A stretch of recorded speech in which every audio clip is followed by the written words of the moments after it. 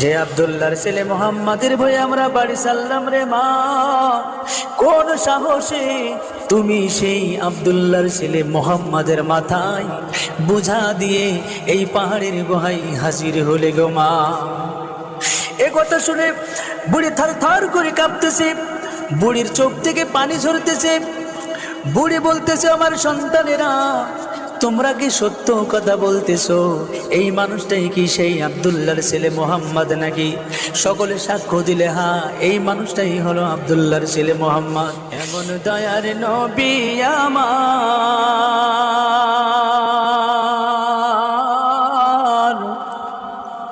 আরে পিতা মাতা নাই যে তাহার, তারপরেও কত মারা মারলো তারে দুশ্মনে।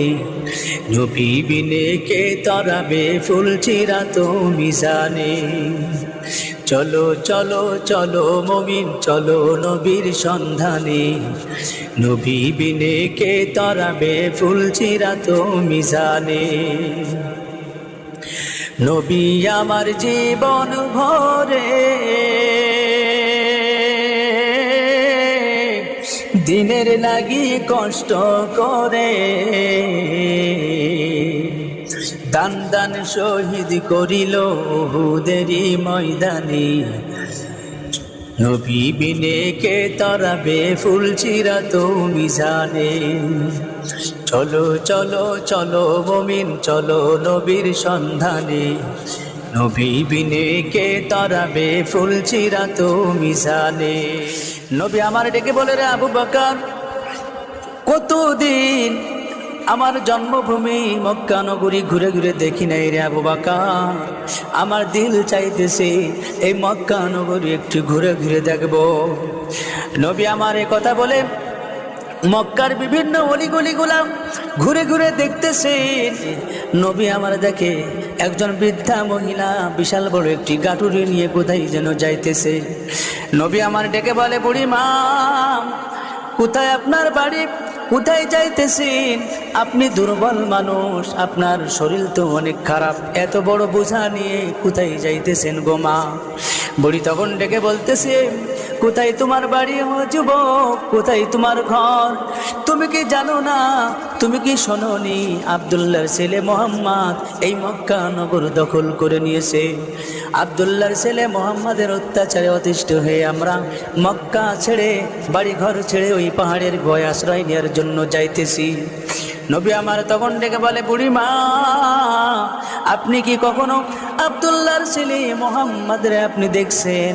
বুড়ি ডেকে বলে, না দেখি নাই। নবী আমার তখন বলছে, বুড়ি মা, আপনি যদি চান আপনার বোঝা একটু আমার মাথায় তুলে দেন, আমি আপনার বোঝা বহন করে আপনার গন্তব্যস্থলে পৌঁছাই দিব। এমন দয়ার নবী আমার,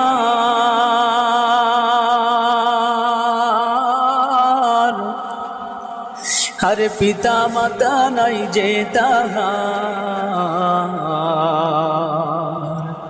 তারপরেও কত মারা মারলো তারে দুশ্মনে। নবী বিনে কে তরাবে ফুল চিরা তো মিজানে। চলো চলো চলো মুমিন চলো নবীর সন্ধানে। নবী বিনে কে তরাবে ফুল চিরা তো মিজানে। নবী আমার জীবন ভরে দিনের লাগি কষ্ট করে, দান দান শহীদ করিল উহুদেরই ময়দানে। নবী বিনে কে তরাবে ফুল চিরা তো মিজানে। চলো চলো চলো মুমিন চলো নবীর সন্ধানে। নবী বিনে কে তরাবে ফুল চিরা তো মিজানে।